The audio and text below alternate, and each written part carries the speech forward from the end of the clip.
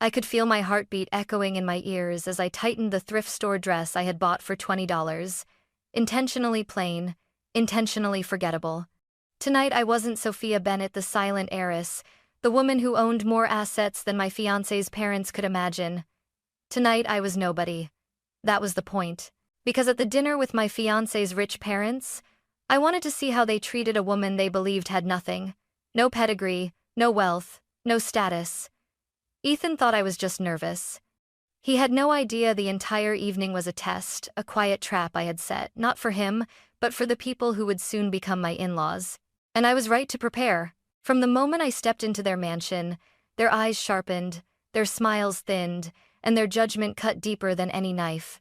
What they didn't know was that I could destroy or save their entire legacy with a single decision. The moment Ethan and I pulled up to the Whitmore estate, I understood exactly what kind of battlefield I was walking into. Their mansion towered over us, white stone, iron gates, trimmed hedges cut sharper than their eventual comments. Ethan squeezed my hand gently. "Don't be nervous," he whispered. If only he knew. The front doors opened before we even reached them.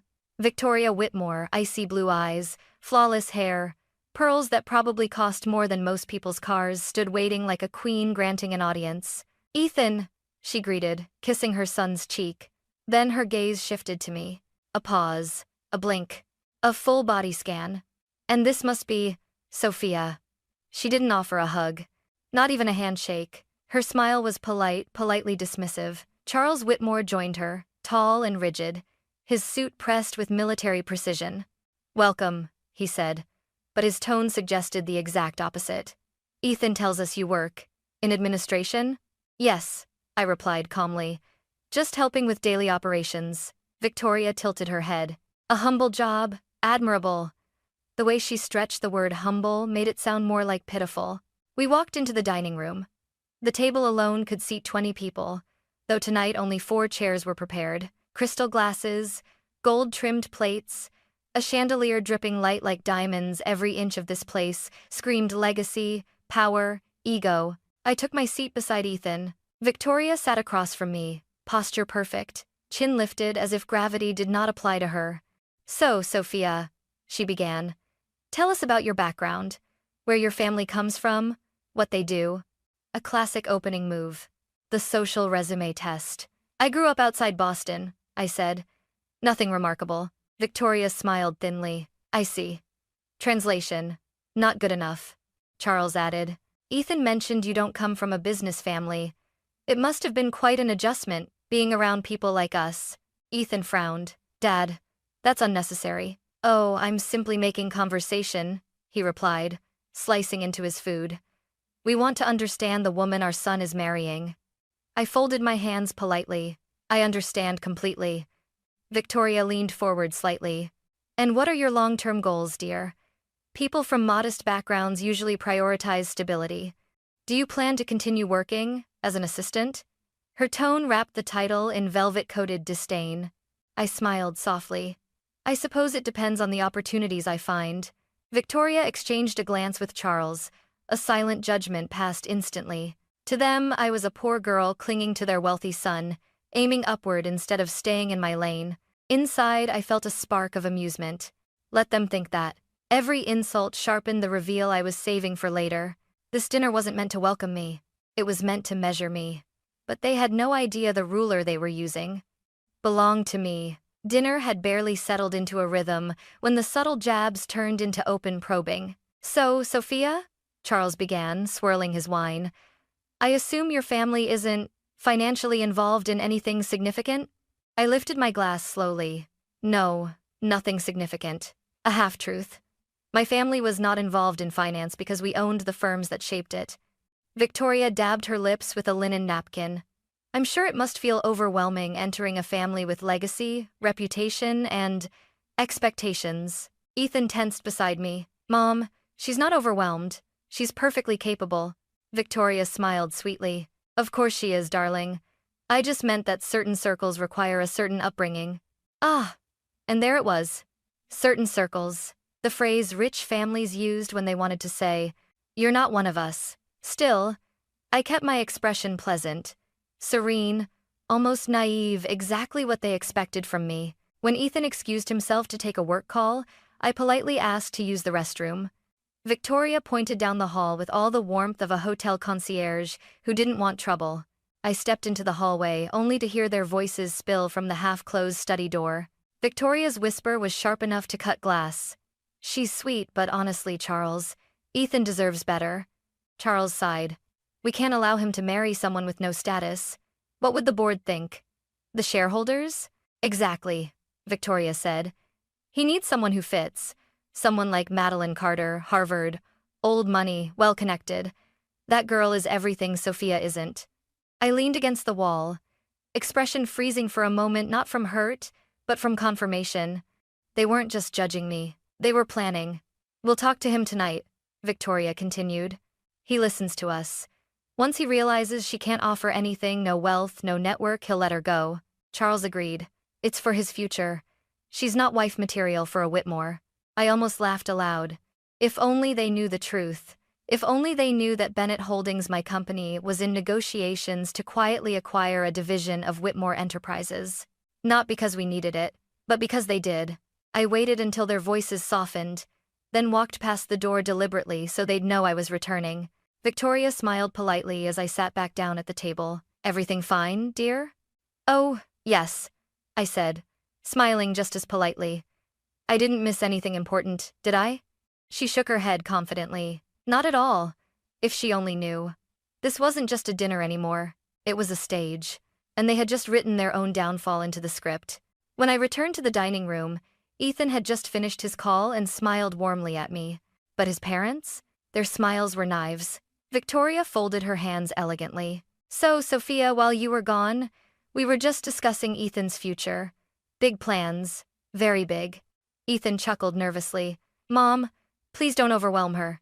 "Oh, darling," she replied sweetly. "I'm simply being realistic." Then she turned to me. "Tell me, dear, have you thought about what you could contribute to Ethan's life long-term?" I blinked slowly. "What do you mean?" Her answer sliced the air. "Well, stability, financial wisdom, social connections, things a spouse should bring into a marriage." Charles added, "Marriage isn't just about feelings. It's a partnership, a business alliance, in many ways." I felt Ethan stiffen beside me. "Dad, for the last time, this is ridiculous. You don't talk to people like that." Victoria ignored him entirely. "Ethan has responsibilities, expectations from the board, from our family name." Then she delivered the next blow. "And frankly, Sophia, you come from a simpler world. You wouldn't understand the demands." I set my fork down. "I see." But she wasn't done. "You're kind," she continued, "and I do believe Ethan cares for you. But caring isn't enough. He needs someone on his level." Ethan erupted. "Mom, stop talking about her like she's some charity case." Charles raised his hand calmly. "We're just stating facts. There's nothing wrong with being ordinary, Sophia. But our son isn't. Ordinary. How amusing." I stayed quiet. Not because their words hurt, but because their arrogance was the match I needed to light the fire. Victoria leaned back, confident she had put me in my place. "In fact," she said casually, "the Carters have reached out. Their daughter, Madeline, will be in town next week. Her family is excited about meeting ours." The implication hit the table like a grenade. Ethan slammed his fist down, not hard, not violent, just enough to rattle the silverware. "What does that even mean? Are you trying to replace Sophia? Are you serious right now?" Victoria sighed dramatically. "Darling, we're simply offering you options for your future." I placed a gentle hand on Ethan's arm. "It's fine," I whispered. "Let them speak." Because every word they said would make my revelation later hit harder, cleaner, sharper. Victoria's eyes glittered. "You're sweet, Sophia, truly. But sweetness doesn't last in our world." I smiled softly. "And are you sure you understand your world as well as you think?" She frowned. "What does that mean?" "Oh," I said, lifting my glass calmly. "You'll know soon enough." That was the moment the room shifted. Just slightly. As if the walls themselves braced for what was coming. The tension at the table grew thick enough to cut with a knife. Ethan tried to steer the conversation back to something neutral, but Victoria and Charles were relentless. "So, Sophia," Charles began, "do you have any long-term financial plans? Investments? Retirement accounts?" I met his gaze steadily. I manage my finances responsibly. Victoria pursed her lips. But surely, on an assistant's salary, you must be limited. Ethan nearly choked. Mom, what? She asked innocently. We're simply having an honest conversation. And is the same desire to space. It wants, letting in the same. Then her tone sharpened. We just want to ensure our son doesn't end up burdened. Burdened. A word rich people used when they feared marrying down. I forced a polite smile. I assure you, I've never been a burden to anyone. Victoria gave a brittle laugh. Oh, darling, you don't have to pretend. Everyone starts somewhere. I tilted my head. And where did you start, Mrs. Whitmore? Her face stiffened clearly, not used to being questioned. Ethan shot me a worried glance, but I squeezed his hand secretly. I've got this. Charles cleared his throat. We're not discussing us. We're discussing suitability, compatibility. And suitability, Victoria added, isn't just about affection. It's about social standing, contribution, and the kind of family our son marries into. Ah, there it was. The sentence wealthy families rehearsed for moments like this. But then she leaned closer, voice lower, colder, deadlier. You seem like a lovely girl. But let's be realistic, you don't come from much. You can't offer our son the lifestyle he deserves. And love, well, love fades. I let the silence stretch for a few seconds. Then I spoke quietly, but clearly. Mrs. Whitmore, it feels like you've decided who I am before even knowing me. Victoria shrugged. We can't afford to take risks with our son's future. The wrong marriage can cost a family everything. Everything? If only she knew how ironic that sounded. Ethan leaned forward. Sophia is not a risk. She's the best thing that's ever happened to me. Charles shook his head. Son, she may be sweet, but she brings nothing to the table, no assets, no connections, no value that a Whitmore marriage requires. It is getting mater. My jaw tightened, but I didn't let it show. Ethan was trembling with rage. Dad, he said, voice shaking. If you say one more thing like that.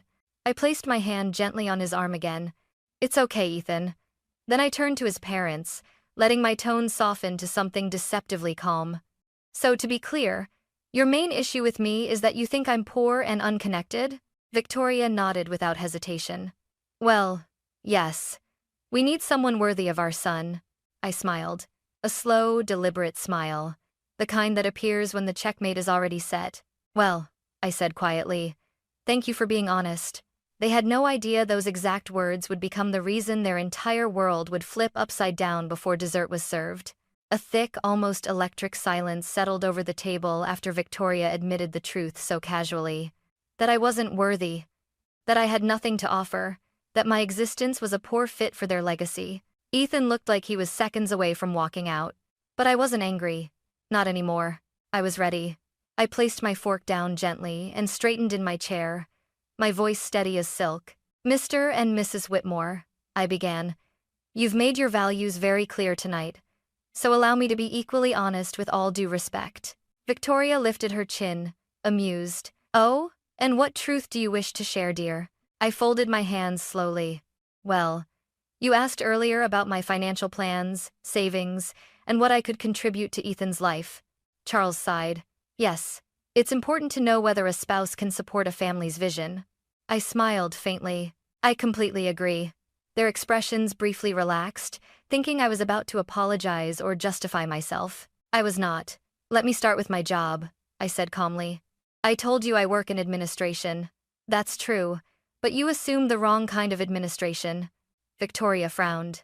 What do you mean? I opened my purse, pulled out my phone, and laid it gently on the table. I didn't want to bring this up tonight. I came here hoping to be judged for my character, not my resume.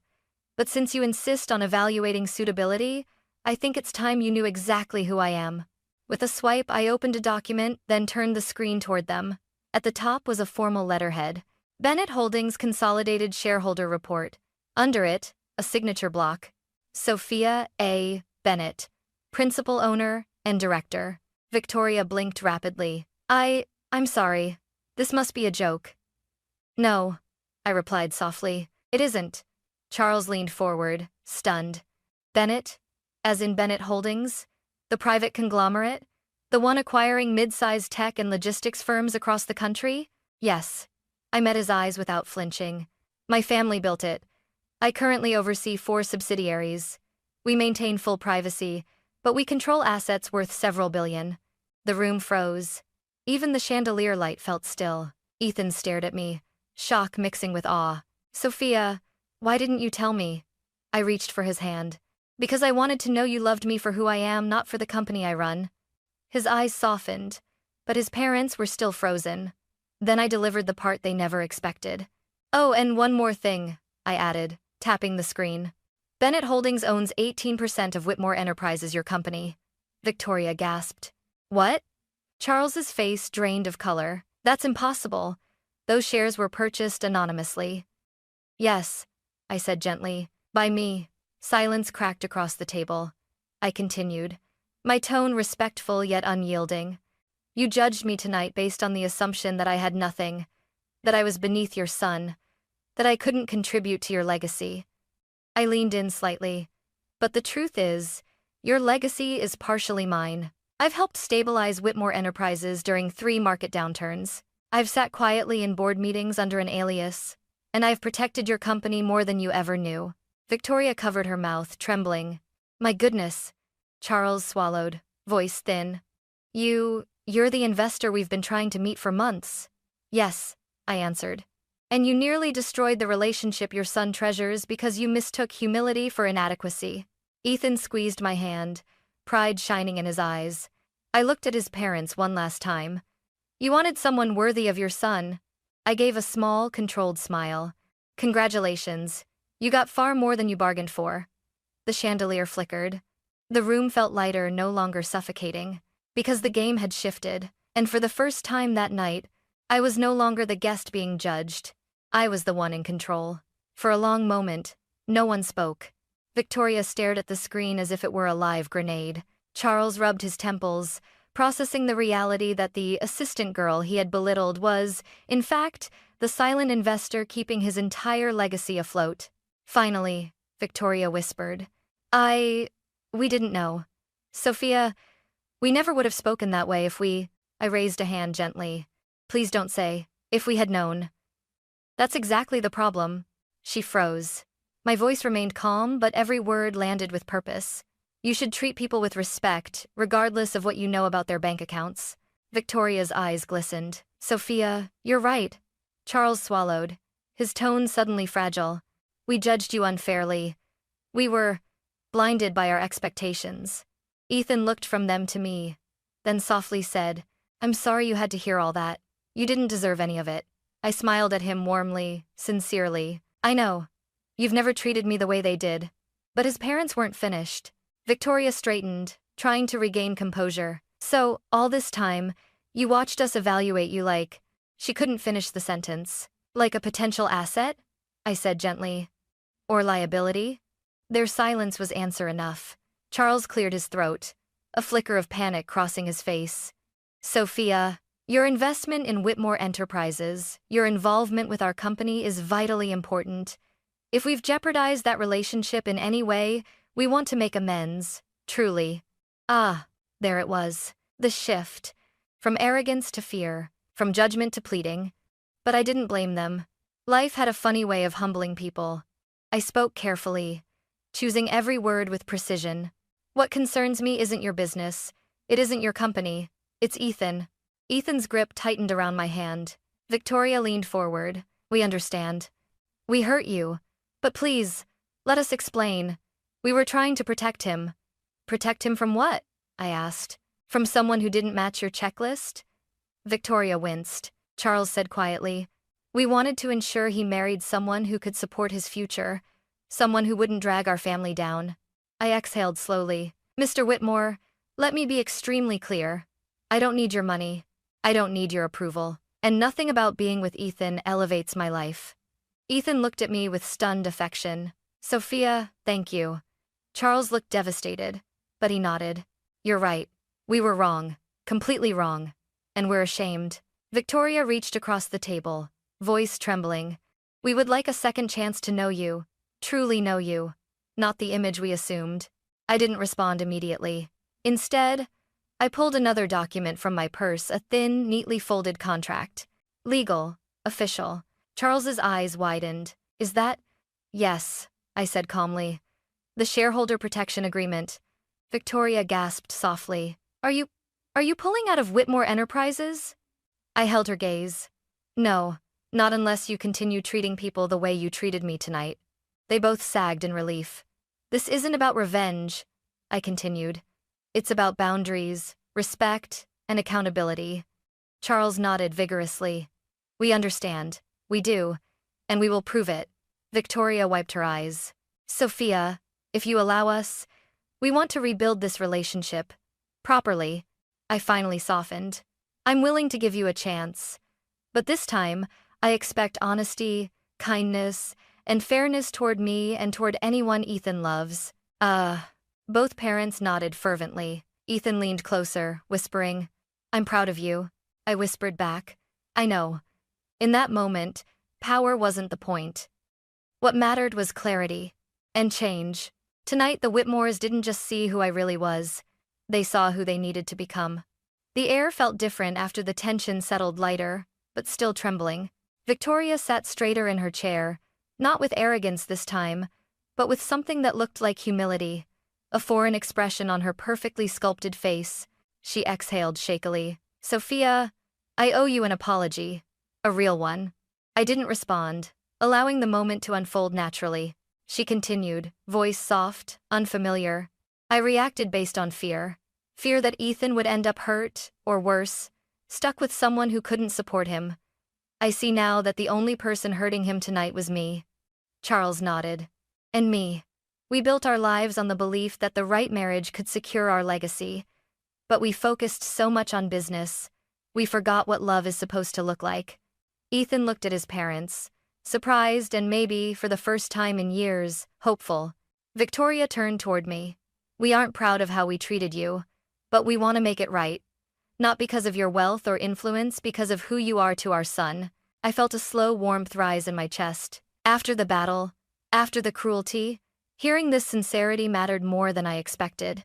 But the real twist came when Victoria suddenly reached into a drawer beside her seat and pulled out a small velvet box. My eyebrows lifted. What's that?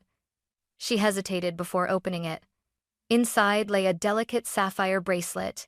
Elegant, antique, clearly valuable. But that wasn't what shocked me. Victoria whispered. This belonged to Ethan's grandmother. She wanted her future granddaughter-in-law to have it someday. I refused to give it to anyone for years because I was wrong about what worthy meant. A warm tension surged through the room. Ethan blinked. Mom, are you serious? She nodded, eyes shining with remorse. If Sophia will accept it. I didn't reach for the bracelet. Instead, I asked quietly, Mrs. Whitmore, are you offering this to me or to Bennett Holdings? The question struck deep intentionally. Victoria sucked in a breath. No, to you, Sophia. You. Not the company you run. Not the money behind your name. Just you. Her voice cracked. I want my future daughter-in-law to know she is welcome. Truly welcome. This was the shift I had waited for. Not fear. Not calculation. But understanding. I closed the box gently. I accept your apology. And I'll accept this bracelet when I believe you see me as family, not a transaction. Victoria nodded. That's fair. Then, unexpectedly, Charles spoke with genuine vulnerability. You remind me of Ethan's grandmother, he said. She married into wealth but came from nothing, and she changed this family for the better. Perhaps this is history repeating itself. This time, I smiled. A real one. The kind that comes only when walls begin to fall. Ethan squeezed my hand under the table, relief flooding his features. When dessert arrived, a crème brûlée Victoria had carefully chosen, the atmosphere had transformed completely. No more judgment, no more tension, just honest effort. Victoria even laughed softly. I have a feeling you'll teach us a lot, Sophia. And I have a feeling, I replied, that we'll meet in the middle just fine. It wasn't perfect. It wasn't immediate. But it was a start. For the first time all night, the Whitmores didn't look like titans of industry. They looked like people, flawed, human, trying, and that, more than any confession, felt like victory. If someone had told me earlier that I'd leave the Whitmore mansion feeling lighter, not heavier, I wouldn't have believed them. Yet as dessert plates were cleared and the night drew to a close, Something had genuinely shifted. Victoria and Charles didn't transform into perfect people overnight, but they did something rarer. They learned. They listened. And for the first time, they saw me. Not the version of me they created in their minds. As we walked toward the front door, Victoria paused. "Sophia," she said gently, "may we take you out next week? Just the two of us? No evaluations, no tests. I'd like to know you." Her eyes were sincere. "Of course," I said softly. "I'd like that too." Outside, the night air was cool and quiet. Ethan took my hand as we walked down the steps, his thumb brushing my knuckles. "I'm so proud of you," he murmured. "I didn't do anything extraordinary," I replied. "Yes, you did. You stood up for yourself with grace, and you didn't let them change who you are." I leaned my head against his shoulder. "And you didn't waver. That's why this worked." He smiled, stopping beneath the old oak tree near their driveway. "You know," he said, voice low, "I'd planned to wait until next month, but tonight feels right." Before I could question him, he pulled a small box from his pocket, no velvet flair, no grandeur, just a simple ring nestled inside. "Sophia Bennett," he whispered. "Not because of your last name, not because of what you own, not because of anything you revealed tonight, but because of the woman you are. Will you marry me?" The world stilled around us. Not the mansion, not the assets. Just him. Just us. "Yes," I breathed. 1,000 times yes. He slipped the ring onto my finger and pulled me into his arms. For a moment, nothing else existed. Not the past doubts, not the judgment, not even my carefully hidden identity. Just the truth we had built together. Later that week, we returned to the Whitmore estate for dinner again, but this time, something was different. Victoria greeted me at the door with a genuine smile. Charles offered to pull out my chair. And over dinner, there were no tests, no subtle jabs, only conversation, curiosity, and effort. Even the sapphire bracelet, the heirloom I had refused, returned to the table. This time, I accepted it. Not because of wealth or status, but because it came with sincerity. Months passed, and we planned a wedding that wasn't about legacy or power. No lavish ballrooms, no multi-million-dollar displays. Just a sunlit garden, close friends, our family's mine, large and warm. His, humbled and growing. Victoria gave a toast that surprised everyone. We once believed we knew what makes someone worthy. But Sophia taught us that true worth is character, strength, and kindness. We're grateful she didn't give up on us. And as I stood there, holding Ethan's hand, I realized the truth. I hadn't just changed their minds. They had changed their hearts. Our life together wasn't built on money or alliances, though we certainly had both. It was built on honesty, mutual respect, and the courage to face uncomfortable truths. Some say wealth shows who people really are, but I know better. It's humility that reveals character. And love that keeps it alive. Love that keeps it alive. Love that keeps it alive. Love that keeps it alive. Love that keeps it alive. Love that keeps it alive. Love that keeps it alive. Love that keeps it alive. Love that keeps it alive. Love that keeps it alive. Love that keeps it alive. Love that keeps it alive. Love that keeps it alive. Love that keeps it alive. Love that keeps it alive. Love that keeps it alive.